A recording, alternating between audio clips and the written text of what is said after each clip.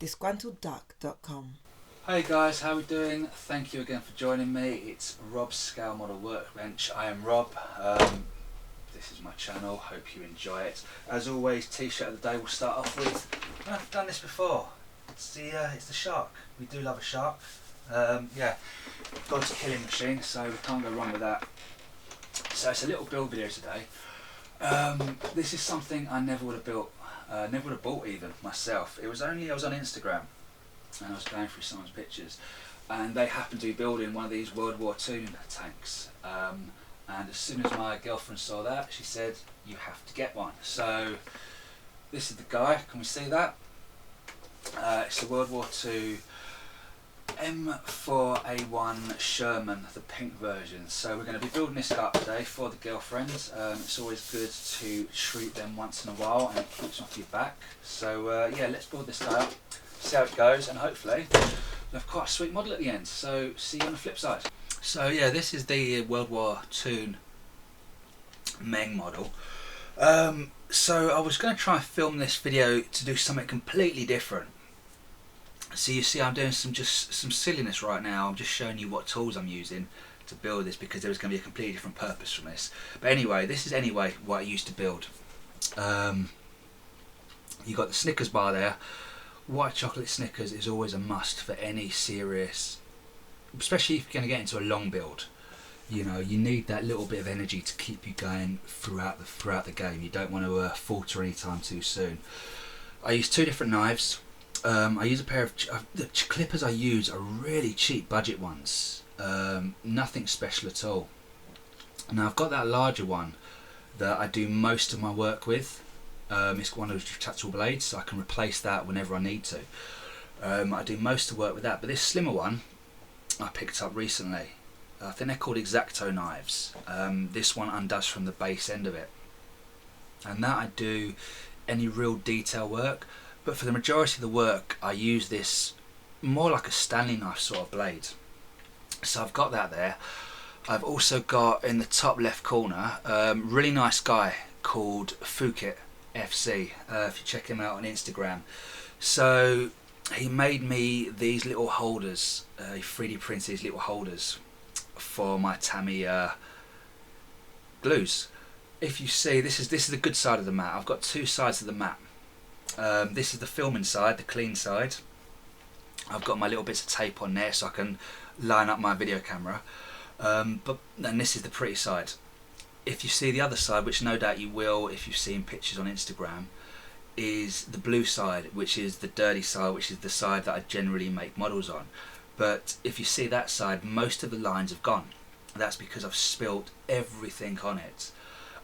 Be it glue, be it thinner, be it anything that can erase those white lines, I've managed to spill it on there.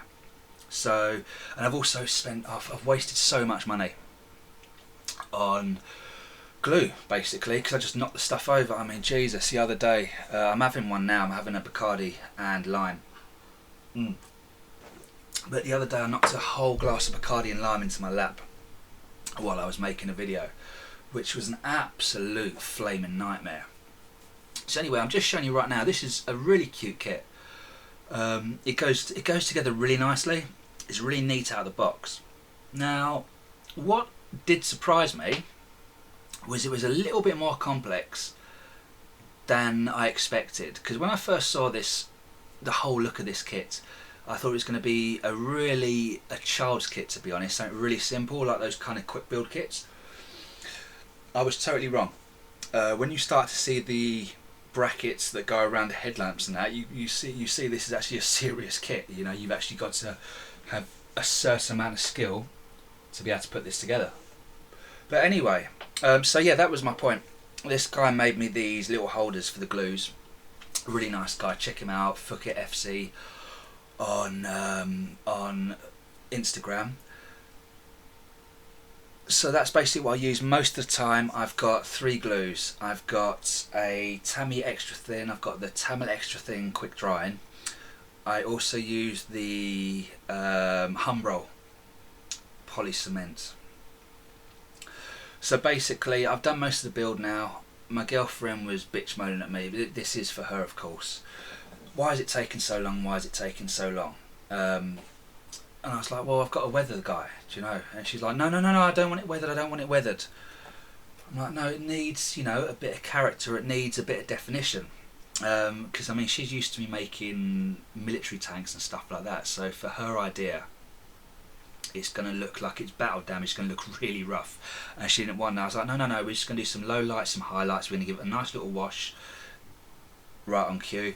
This is an older wash from a Citadel wash from the Games Workshop.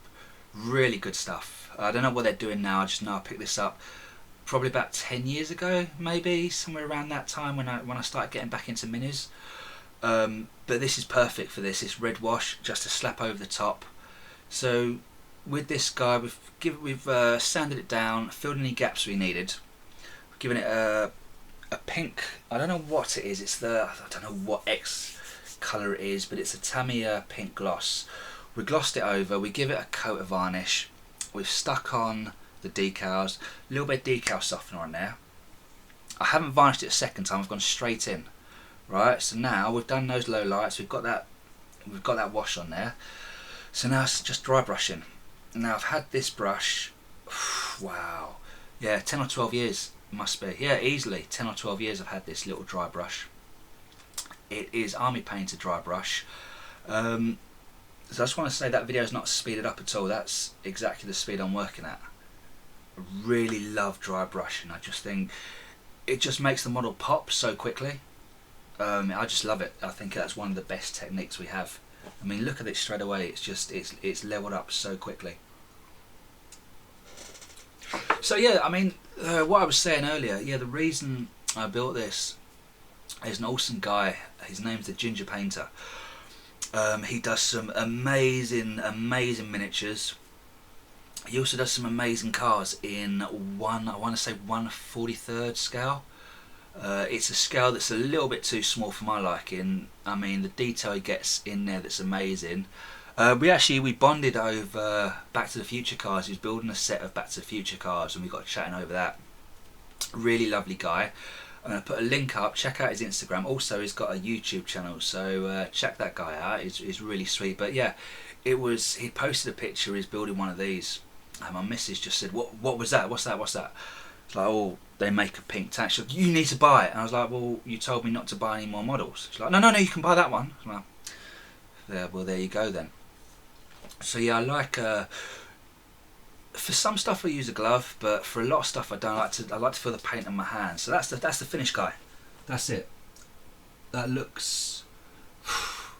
I'm quite happy with that. It's got all the little bits and pieces on. It's got the aerial on. I've not done anything to the tracks, but yeah, it's nice.